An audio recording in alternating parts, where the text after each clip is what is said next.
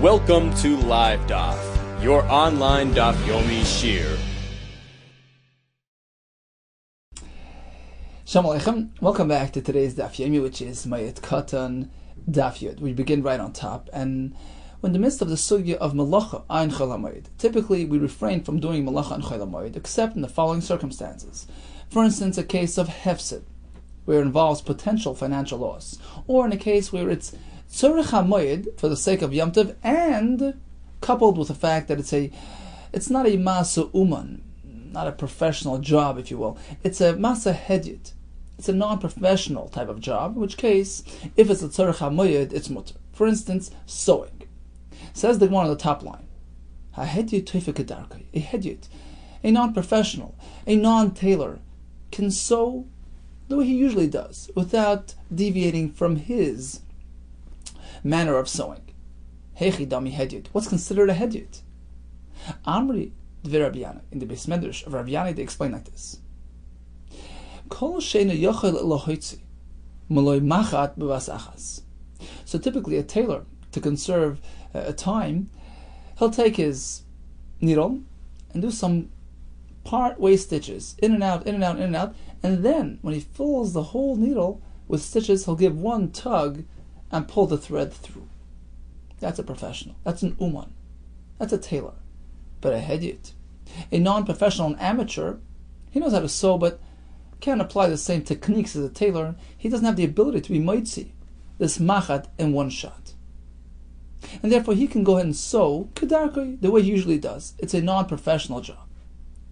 Rabbi Yossi bar Chanina Amar, I'll give you a different way of telling who a hedyot is. Kol she'enoi yochel lachaven. Imra is a hem.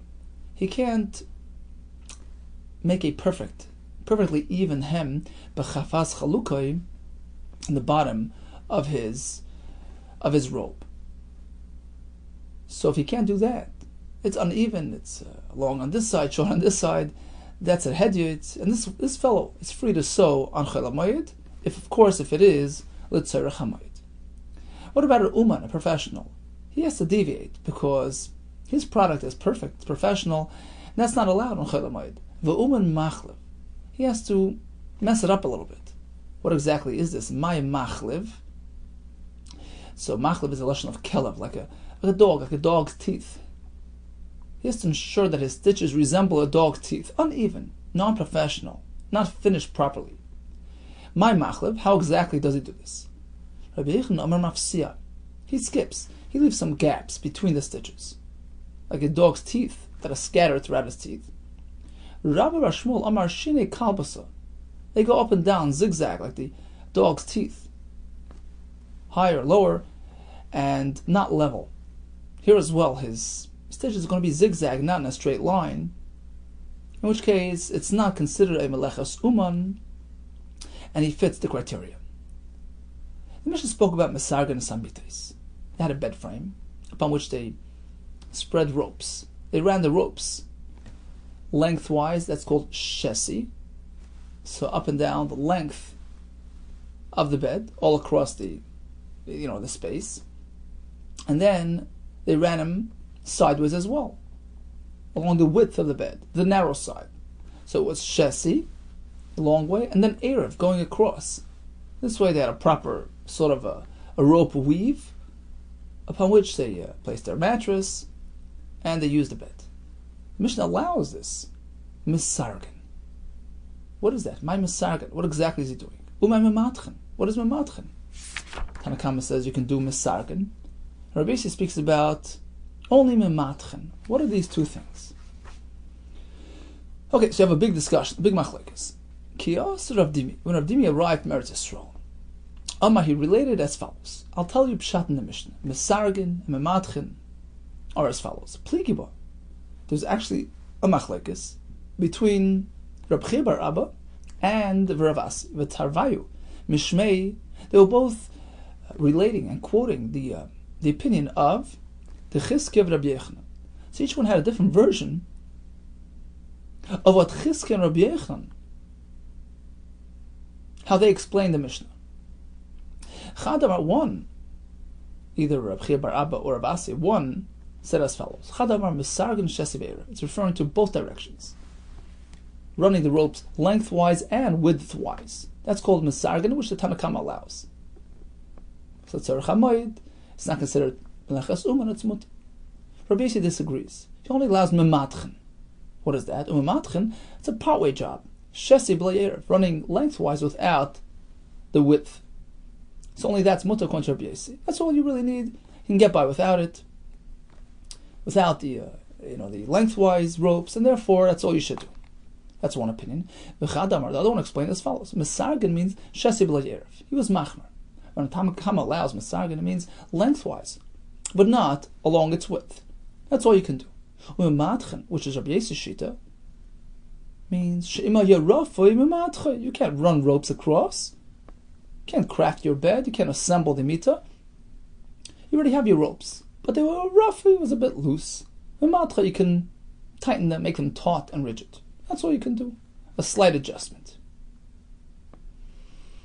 So two shitas so far. One shita holds Mesarga means both directions. Mematche means one direction. Second pshat holds Mesarga means one direction. Shesi v'lat erev. Mematche means to make it taut. Asks the Gemara, how can you say this pshat? V'atani Rav Tachlifa bar Shaul. He taught us a brayso as follows: V'shavan all shitas agree. She'ein mafshilan chaval nechatchila. You may not produce ropes for the sake of your bed. That's certainly too far. That's a masa that's too much. You can't do that. Now let's analyze. Why did he have to tell us ein mafshilin chavalim lechatchila? Apparently, that's a step beyond, a step above what we're learning in the Mishnah. You can do the Mishnah's description of events, but you can't add to it, right? Let's analyze. This works well. Lamanda Omar Mesargan Shesi Be'erev. According to the explanation that Mesargan means ropes in both directions. U'matchen means Shesi B'lei Erev, ropes in one direction. Okay, so Tanakam allows cross roping, but that's it. That's why we need that brayso. Well, stop right there. Don't go past that. Don't produce those ropes. That's already too far. Hainu Dektani Rav Tachlifa bar Shaul. That's why he had to explain that you can't go past that. You can rope in both directions, but you can't form those ropes. V'shavan all agree she'en mafshilin chavalim lechatchila. You can't make ropes. This doesn't make sense. The Tanakama allows hanging ropes in both directions. Shesi Be'erev. That's why the brayso has to add, well, stop right there. Don't actually make the ropes, which is pretty much a step beyond that. But according to the other opinion, the Mesargan is only a partial roping. Shesi without Erev. That's all you can do. According to the most lenient shita Tanakama, one directional is mutter. That's it. And Ramatchin, according to Rabbi Yossi, means not even that. If it was loose, you can tighten it. Now we have a kasha. Tanakama allows merely one-way rope. Doesn't even allow double roping. Do you need to tell me that he doesn't allow creating rope? Hashta shesiv erev amr slave. He doesn't even allow two-way roping. That's already too far. It's too much. Do you need to tell me that you can't make ropes lechatchila? Kasha. Indeed, this is a kasha, which at this point the Gemara had no answer for. I have another kash. I have another kash on that second shot, the shita which was machmer. Tanakama speaks about mesargan. That means only shesi without erev, only one-way rope. That's all that's allowed, but none. Listen to this Mishnah in Maseches Kelim, speaking about what is to be considered a finished utensil, a completely produced kli with regards to susceptibility to tumah, being able to be makabel tumah. At what point is it susceptible? Rab Meir mehamito mishiyisarik, mishiyisrik bo shloisha batim. So again, we're back to this bed frame, and they would run their ropes across, right, back and forth. As soon as you crossed over 3 times, which basically means you have the shesi in place, right, the long ones, and then you run the rope along its width as well. So shlosha bata means 3 rows of the widthwise rope. At that point, it's considered somewhat suitable for use, in which case it is mekabel tumah, it's susceptible to tumah. It's pretty clear that the lashon sirug, mishayisrog, misargin, all the same word, means a two-way roping. How can you say misargin means just lengthwise? In this Mishnah and Kalim, it's clear that it means both ways. Bata means like the squares, like you go across and then you come back this way. So you created 3 rows across the chassis, going the other way. It's clear that misargin means a two-way roping. Eloki also Ravin, says the Gemara, you're right. When Ravin came from Yisrael, he revised the pshat. Omar, he said as follows: B'misargin, with regards to the word misargin, kuli almalei pligi deshesi ve'erev, all agree it means two-way roping. So, just as the Mishnah and Kalim. Eloki pligi b'matchen. When we speak about a machlekes regarding the pshat in the Mishnah, perhaps it was actually a machlekes between Chizkiah and Rabbi Yehuda. Not clear. It could be the machlekes that we had initially was actually also machlekes Chizkiah and Rabbi Yehuda. That's what Ravin was coming to revise. He says, look, there is a machlekes.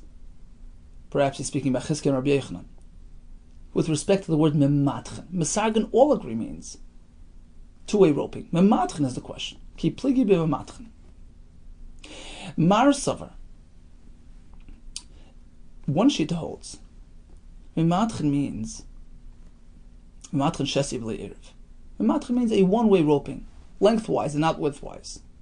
Umar Savar, whereas the other Amira holds sh'im ha'yaraf mematchen. Mematchen means mematach, to tighten it. You can't run your ropes across the bed. That's too much malacha, too much tircha. But if you wish, you can tighten loose ropes. So according to Ravin, the word misargin, all agree means two-way roping, just as in the Mishnah and Kalim. The question is regarding the word mematach, which the Rabbi Yossi speaks about. So one opinion holds it means one-way roping, just to stiffen up the arrangement there, without fully roping your bed. Just a minimal amount of rope to hold up your mattress. Whereas the other shita is machmer. No, when Rabbi Yossi allows machmer, it doesn't mean roping your bed. It means just tightening a pre-existing rope. We're going to have a kash. Mesargin asamita. The Brisa says you can make mesargin. Ve'ein tzorach lemishem matchen. Of course, matchen is okay, which it's a step less than mesargin. Divi Rab Meir. Rab Meir is the Tanakam Val Mishnah as well. So mesargin and matchen both okay. Rabbi Yossi, I remember matchen avalei mesargin. Matchen is okay, but not mesargin. V'eish oimrim. Here comes a third shita, a brand new shita on the scene. Ein mematchen kol ikar. Even mematchen is problematic. You can't even do that. So the Gemara will explain why not. In any case, let's analyze the Brisa in the view of Ravin's interpretation.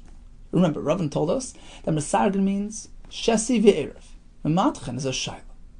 Some say it means shesi rope. Some say it just means tightening the existing ropes. Let's analyze this Brisa in accordance with that presentation. If a matchen means one-way roping, long without wide.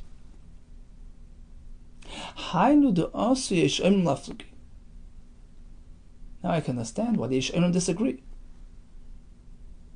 Rabbi Yossi says, fine, don't do mesargin, two-way roping. Only a matchen, one-way rope is mutter, shesi, lengthwise. But he's applying his ropes to the bed. It's some sort of malacha, some sort of tircha. And therefore Yishayim say, you know what? Even that's too far. Even that's asur. Ein matchen kol ikar. You can't even apply the rope lengthwise. Even shesi is asur. I understand the Yishayim because he's doing something significant. But according to the other pshat, that mesargin means two-way roping. Okay. But mematchen means stiffening, tightening the existing rope arrangement. And that's what Rabbi Yossi is being matter.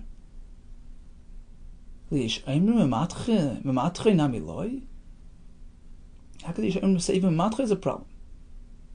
According to Rambam Omar, that matcha means shema yirafim matcha. If it's loose, you can just tighten it.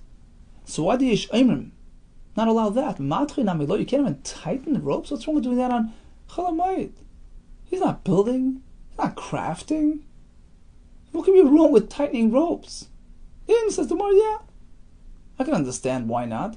Kiva and the Efshar Limum Lari B'mari. There's an easy alternative. You can fill up the gap with a keli, with bgadim, with rags, and place your mattress on top of it without having to deal with the ropes and tightening the ropes, which is somewhat of a tircha. We don't allow this tircha.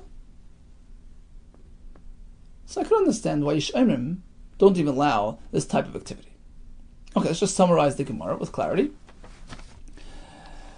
We have three shittas.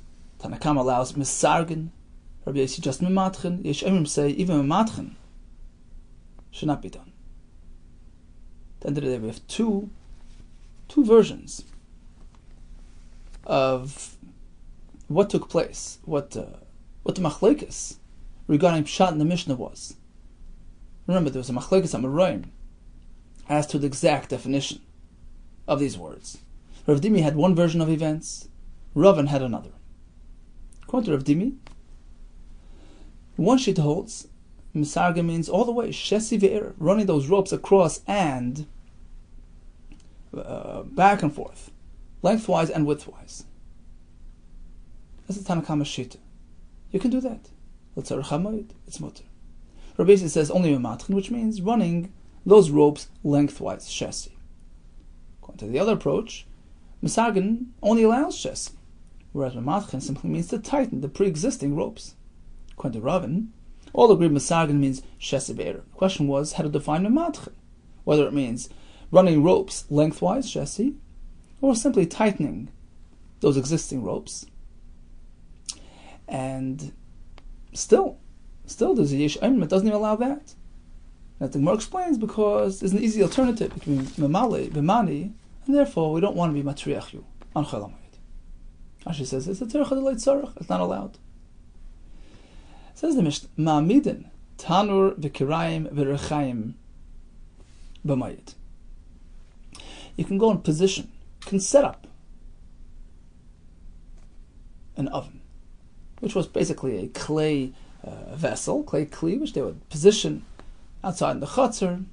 You can do that in Chol HaMoed. You can set it up, v'kirayim, some sort of stove, which was similar to an oven, also a clay type of utensil, which they would set up for cooking. V'rechaim, you can set up the millstones, the grinder.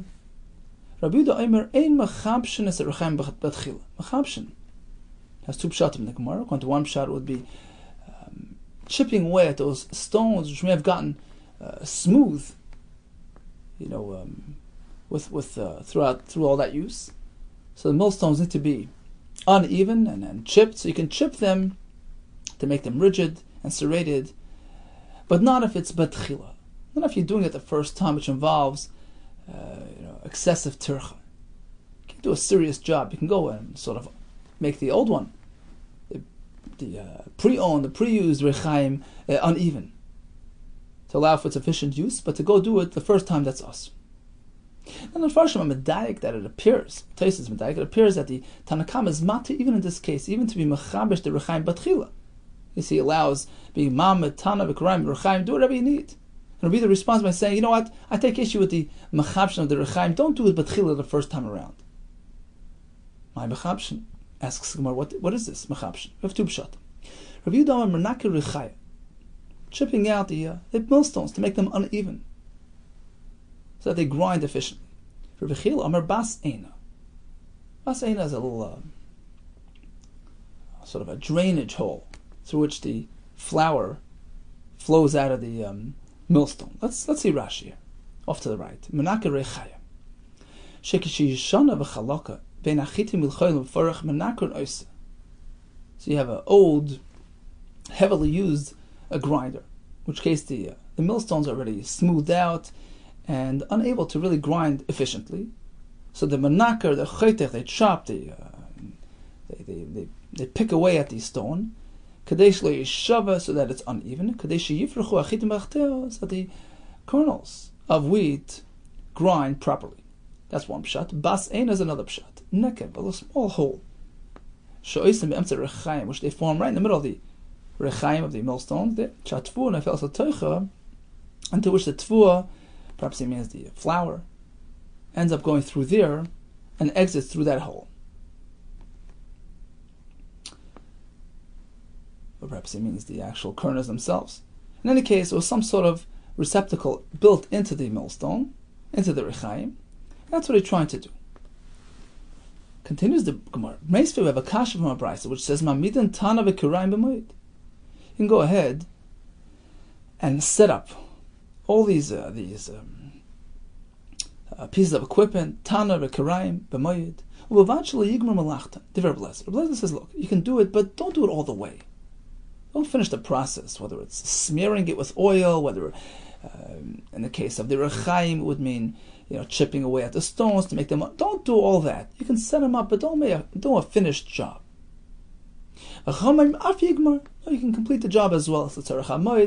It's not too excessive of a job. You can do it. Rabbi Yehuda quotes Rabbi Lezer as follows: you could set up a new piece of equipment, a new millstone,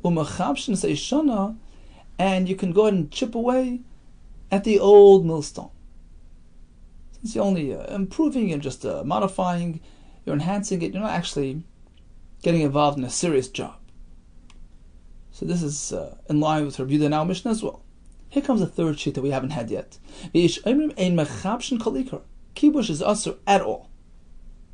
In any case, whether it's clipping the stones or they're creating that little nekev, this is going too far. So we have three sheets regarding this makabshin activity. Mutter legamri, Tanakama, Chachamim. Mutter only in the old, pre-used millstone, that's Rabbi Yehuda. Mish Imrim, don't get involved in makabshin. It's too much of a malach. Now, let's take a look at this brayso in view of our two pshatim in the word mechabshin. Right? We had two pshatim, making those stones uneven, or creating that little channel through which the tvua flows. If mechabshin means chipping away those stones, making them uneven, I can understand how it applies to a pre-used millstone as well.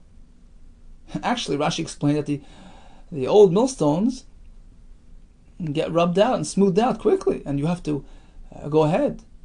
The pre-used ones are perhaps smoothed out, and you have to go ahead and repair them. So that explains why the Brisa is speaking about mechabshin on a yeshana.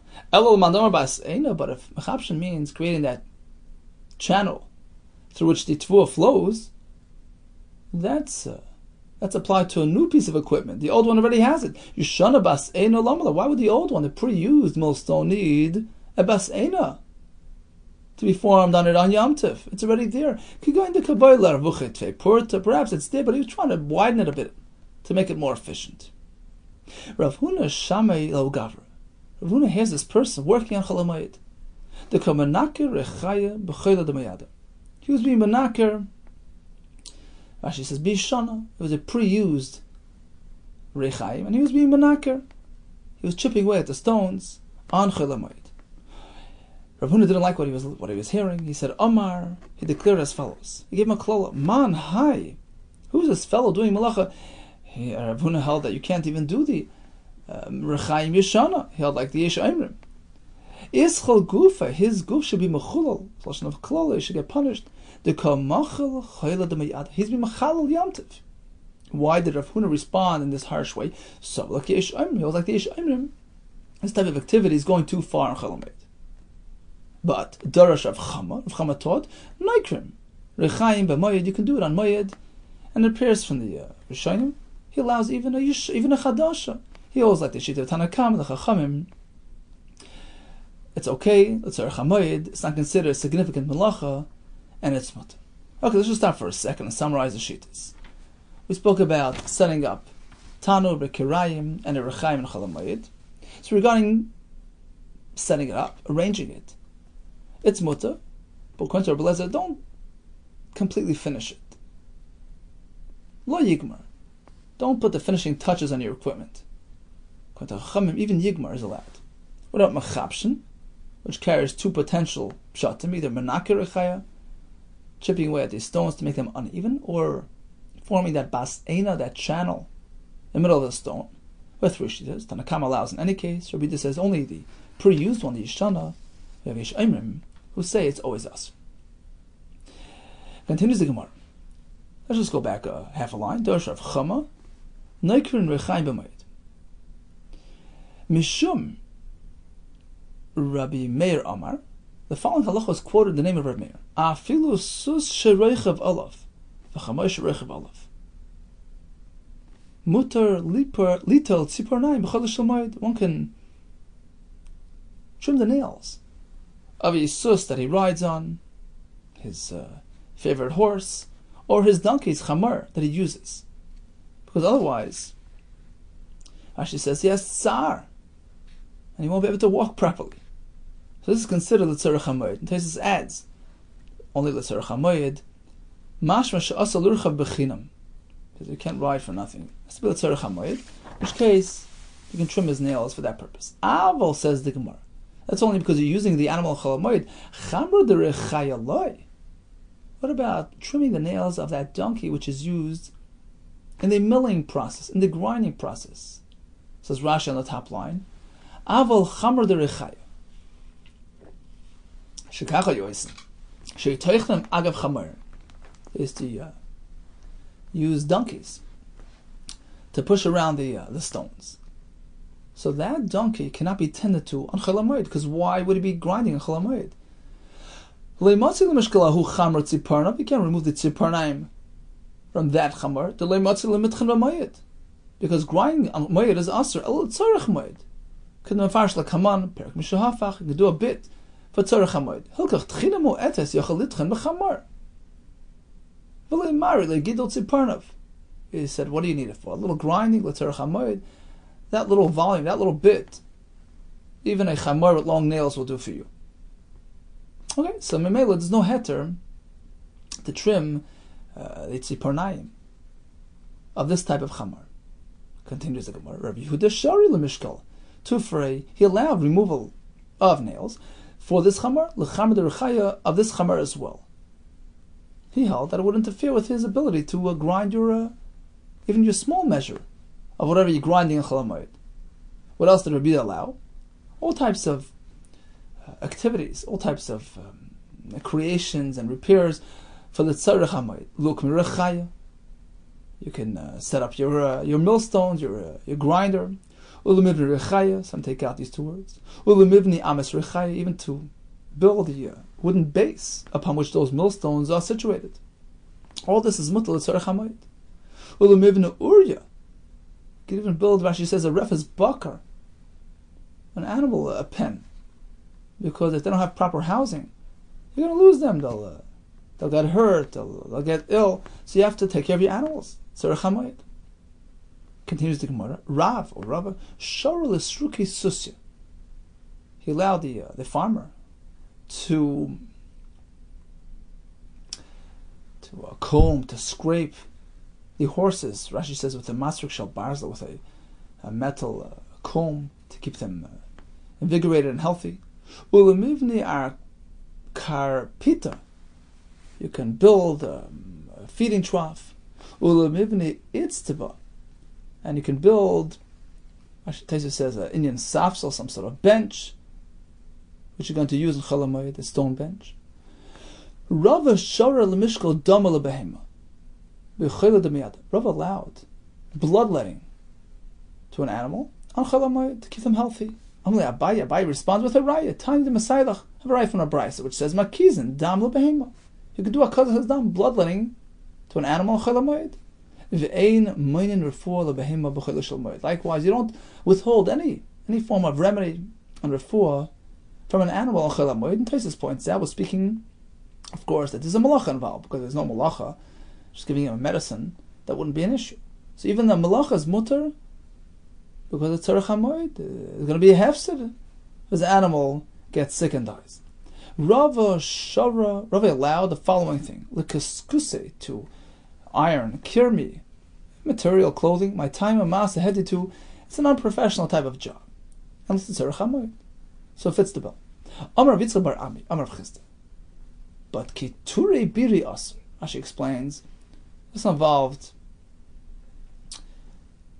taking parts of begadim, sleeves, which were shaped and pleated. So this type of tying and pleating sleeves is asur on Chol HaMoed. Why? My time masa umanu, it's a professional job. Amaro. Here comes a full list of activities which can be interpreted two ways. It can be interpreted simply as, I'm just trying to gather wood or trap fish for tzarech hamoed, not trying to do any farming, work my field. On the other hand, if it's done slightly differently, it can be interpreted as though he's involved in working his field, and it's asur. So it depends how and when and what he's doing. Amarava. Man de maskel ara. This fellow is digging a bit. He's pulling away some, flattening out some hills on his land. Is it mutar Chol HaMoed? Well, it depends how he's doing it. Adata the beit dori shari. He's trying to flatten out the area to allow beit dori, allowed to be used as a threshing area, which requires a flat surface. Sure, that's mutar, because you can thresh on Chol HaMoed, l'tzarech hamoed. But adata da'ara asur.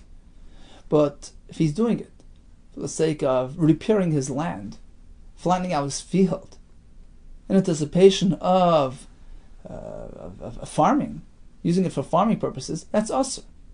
Now it appears from Rashi. Rashi says, adata da'ara shechefer sedei l'tzirach zriya. It appears like he's preparing it for sowing. Asur mishum de dami kecharish biyantav. Rashi says it appears like he's actually plowing on Yomtiv. It's mashma from Rashi. It seems from his wording that we're speaking about a case where that's not really his intention. He's really just trying to flatten out his land for it to be used as a threshing area. But it appears, it gives the impression as though he's trying to prepare it for planting. So maras ha'ayin, we're afraid about public perception here, and it's asur. And this concept, this formula would apply likewise to the following several cases as well. We have 5 in total. So again, we're speaking where he's flattening out his land. Depends what he's doing. If he's doing it adata de beidori, trying to create a flat space for his threshing, that's mutar. But he's trying to enhance his farm and prepare it for future planting, that's asur.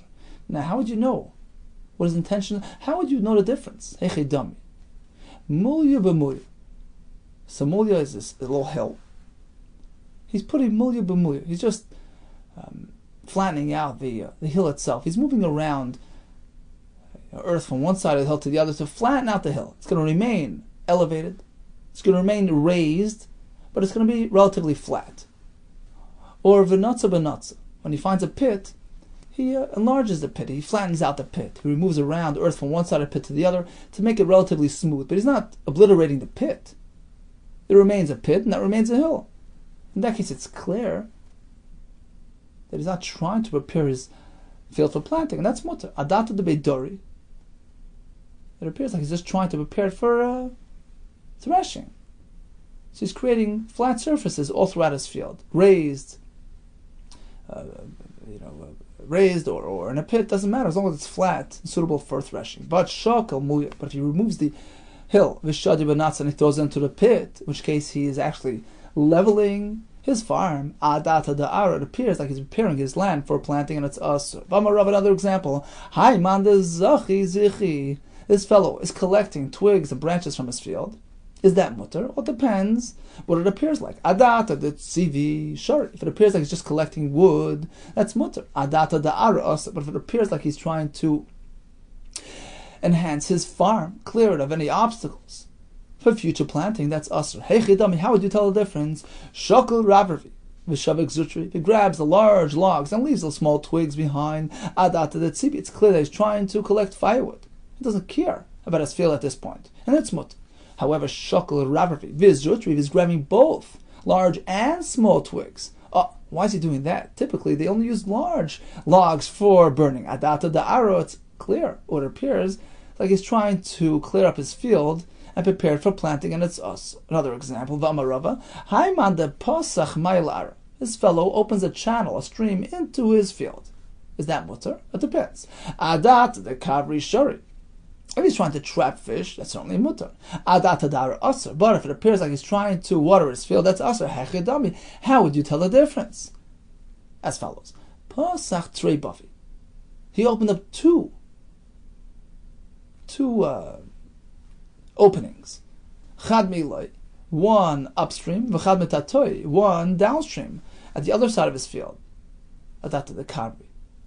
So he has a stream running up to his field.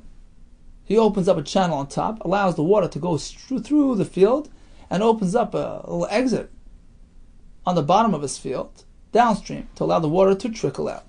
In which case, the water is simply flowing through the field. Adapted the Kavri. It's pretty clear. He's trying to trap fish. So he has the water run through, and he runs a net right in the middle. So he traps the fish, and it's mutter. But Pasach Chad Bava. But if you see that he's only opening one access point to the water, on the way in, he's making an inlet, allowing the stream into his field, without an outlet on the bottom. In which case, the water will just fill till it's going to overflow into his field. It's clear that Adata Dara is trying to benefit his land. The water has failed. And that's Asr on Chol HaMoed. Let's go to Rashi. So there are the mid-wide lines in Rashi, about 3-4 lines on top of the mid-wide lines. Adata de Kavri. She'oisen hamayim sheyotzim naguma shel biver lechutz. So he has this beaver, which is like a little fish pond, and he creates this outlet from the fish pond into his field. If he's trying to just catch the fish, allow the water to continue flowing, and the fish remains behind, that's mutter. How do we know that's what he had in mind? Very simple. Going to Pasach Trei Bavi. He opened two openings. So he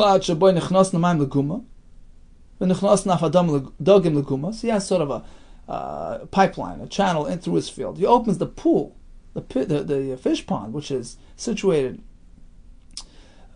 above his field, upstream. So he opens up an outlet from the fish pond into his channel, into his field, and he has the water run through. And then another one all the way on the other side to allow the water to continue, an outlet, to have them flow past his field and out of his field. And he has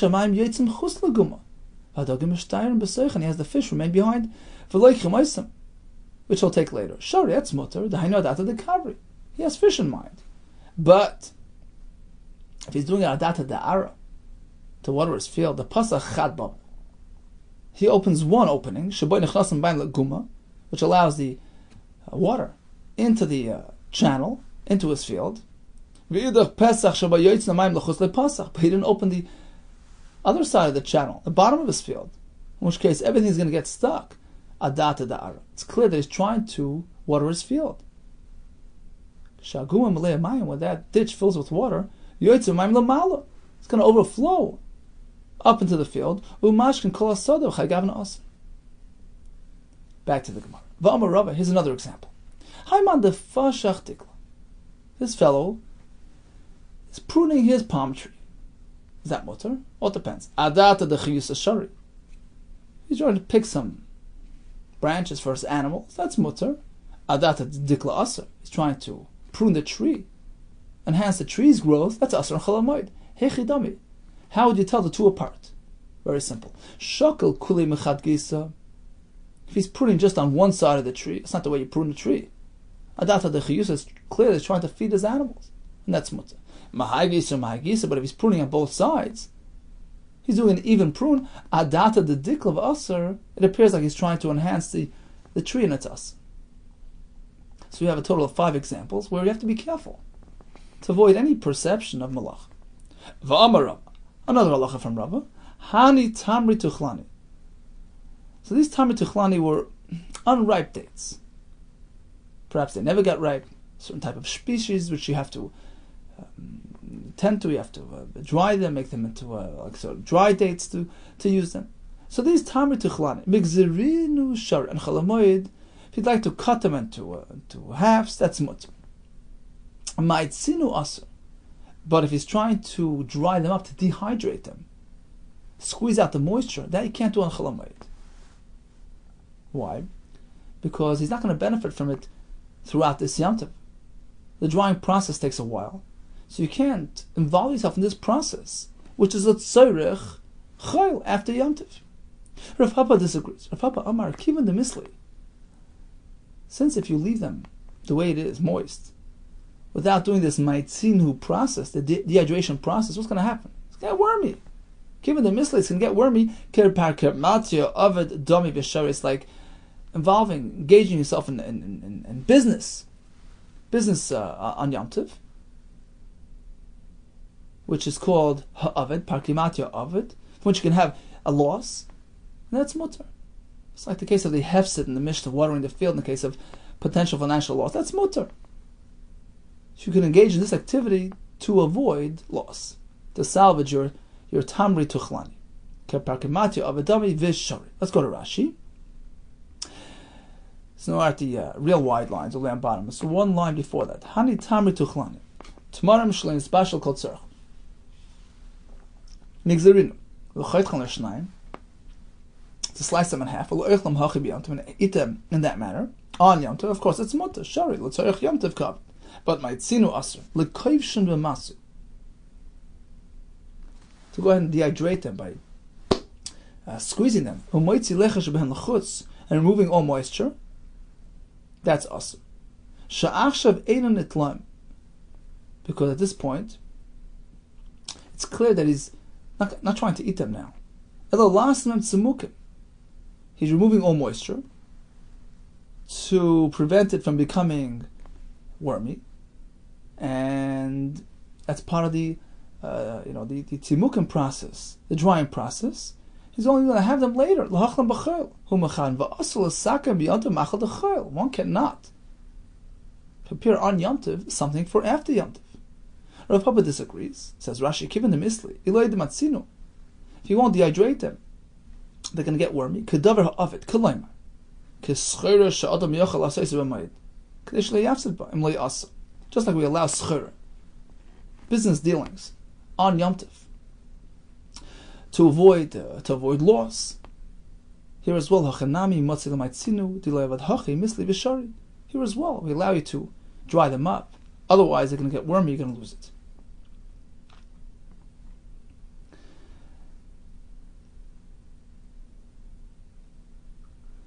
Continues the Gemara. V'amar Rava, parkematya kol shu asr on Chol HaMoed. One is not allowed to engage in schur, in business dealings. Amar Rabbi Yosef bar Abin u'bedavar aved mutter. He's going to lose out. Rashi says on the second line from the bottom. U'bedavar aved mutter. She meish lehefsed le'asen le'is schur mutter l'asais. Aval b'chinim shlei l'arviach asr. You can't just engage in parnas and schur, to gain, to profit, to benefit. If it's to avoid loss, it's mutter. But to gain, that's called parkimatya, and it's asr. Taisus points out that when we allow davar of it, that's only if he's going to lose the part of the principle. Then davar of it is mutter. But if it's just a question of losing an opportunity to profit, to gain, to be marviach, that's not called davar of it. He brings down here an example. Let's say to purchase wine. So he brings here from Rabbi Yosef that you could not do it, because even if you won't get the same deal he's getting now, I'll find wine somewhere else, a bit more expensive. That's not called davar of it. Davar of it is if you have dates that are going to go bad on you unless you take care of them now. It's called davar of it. You're going to lose something that you already have in your hands. It's a big difference between losing something you already have and not being able to gain or to profit. It's interesting, in the previous thesis he says, what's called parkematya? He says a quick loan, that's not called parkematya. If that's his business, his bekvius, as a banker, That's called parkimatia. But just a quick, easy loan to somebody, that's not called parkimatia. Continues the Gemara. We have a Maisa, a story with Ravina. Havaleu iska dav mizdaben b'shita alfi. He had some sort of iska, some sort of business dealing, some sort of merchandise that were to be sold for 6,000 coins. That's what it was worth. He didn't want to get involved on Chol HaMoed. He waited. Shahaye lizbunei basa chol demayada. He waited. He delayed until after Chol HaMoed. And guess what? He had a bracha v'zavne b'treiser alfi. He sold it not for 6 but for 12,000 coins. Ravina have a masak zuzi b'bnei akra. There's another Meiser Ravina. He had a claim. He had lent money to the people in this town called Akra, a town, the Shanvasa, which was on this river. And apparently he had a hard time collecting it. Also, he came to Rav Ashi with a shaila. It's Chol HaMoed now. I'm going to catch them at home. Should I go run over and try to get the money back? Amarle, he asked him, Maula Mezla Idna Halayu. Is it okay if I travel there to collect my loan? Amarle Rav Ashi responded in the affirmative. Kiven da Idna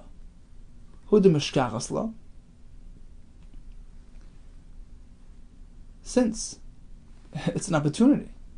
Right now, you'll find them. You'll find them at home. They're off from work, you'll catch them at home. But otherwise, they're never home. You'll get their answering machine. They're never home. It's like parkimatia. That's considered of it, something which you're going to lose, and therefore grab the opportunity and go collect your loan. Taisus brings that apparently it wasn't just a one-time loan, it was some sort of ongoing business dealings that he had with them, and therefore considered parkimatia, and it's only mutter because it's considered davar aved. We find the same halacha by Avodah Zarah. Here I gave a similar thing. Speaking about trying to grab an opportunity to avoid loss, and therefore we're mat to certain things. What are we mat? A person could attend the Yerid. Rashi says Yom HaDeshukah. This was the market day, which was actually on their Yom of Avodah Zarah, and typically you don't deal with him on the day of their Avodah Zarah and their holiday, because he might do a good deal, the guy, and might be excited and run to thank his Avodah Zarah. But in this case, when you know there's just a one-time opportunity to catch a good deal, you could attend their shuk, their yurid, v'loichem behema, avadim u'shfachos. You can buy all these items, bottom, fields, sadis, akram, fields and orchards and vineyards. Not only that, v'koisev, you can record it in an official document. Umala bar koish lehen, go attend their courts, go bring it to their judges to confirm the sale, to formalize the transaction. How can you do all this? How could you deal with him on his holiday, which might prompt him to go thank his Avodah Zarah? How can you give credence to their authorities, their Avodah Zarah related authorities? Actually, their courts of law are not Jewish courts. How can you give them credence? It's as though he's just salvaging from their hands. Now's the opportunity. If not now, this won't be available afterwards. So therefore, this potential hefsid situation allows us to be more lenient. You can go there and deal with them and get a good deal. So this is like the halacha of Chol HaMoed, that typically parkimatia is asur, but if you're just trying to avoid hefsid, that is mutter. So here as well, you're not trying to give credence to their judges and all that. You're just trying to avoid. You're just trying to catch a good deal. You're not trying to support their system. It's just a way. There's no other way to do it. So reluctantly, he joins he follows the formal procedure. That's not really his intention, and we all know that. Okay, let's do a quick chazara. So typically we avoid malach and Chol HaMoed, except in the following situations. In the case of hefsed, or in a case where it's tzorech HaMoed, and does not involve a masu uman. What about sewing? So we spoke about a hedyot who can sew normally. An uman has to be careful that it should come across in a non-professional way. We spoke about a mesargen, a samitois, running those ropes across the bed. We have several shitas. Tanakam allows misargin. Rabbi Yisrael says only matchin. Reishayim say don't even do matchin. We had two approaches in the Gemara. Rav Dimi's version was that according to one shita, misargin means ropes in both directions. Matchin just means shesi in one direction. According to the other shita, misargin means lengthwise. Matchin means just to tighten it. According to Rav, and all agree misargin means two ways, as we had in the Mishnah in Kalim. Matchin, some say mean one way, and some say means just to tighten. Why do Yeshim not allow even a matchin? Because they say there's a much easier way of getting around it. Just fill it up with some begadim in the meantime. And therefore, it's considered an unnecessary tircha. What about positioning a tano kirayim and rechaim? It's mutter kontra blazer lo yigmar. Don't complete the process. Leave it a bit unfinished until after Chol HaMoed. What about mechabshin, which according to one pshat means chip away at that stone to make it sharp and uneven. According to another pshat, bas eina, create that channel in the middle of that stone. According to Tanakam, it's mutter in all cases. Let's say Chamoid. According to Rabbi Yehuda, only the previously used equipment can be modified and repaired. According to Yeshayim, even that would be asur. Rav Chama was dairish that neikrin rechaim b'moed, you can do nikira even on a new rechaim. What about nail removal for an animal? So a sus or a chamor that he actually rides on Yom Tov is mutter. What about the donkey used for occasional grinding on Chol HaMoed? We have a machlekes hakazas adam from an animal's mutter. We spoke about 5 activities which perhaps can be interpreted in 2 ways: flattening out the land, wood picking, running water through the property. We had a case of pruning the date tree. So it's 1, 2, 3, 4. 4 cases. Sorry, I thought it was 5. So in any case, in all these cases, if it appears like he's trying to enhance his property, it's asur, but just trying to derive some sort of immediate benefit, that's mutter. Typically, parkamat, business dealings are to be refrained from on Chol HaMoed, but in the case of a davar avid, it is mutter. All the best to you and much hatzlacha.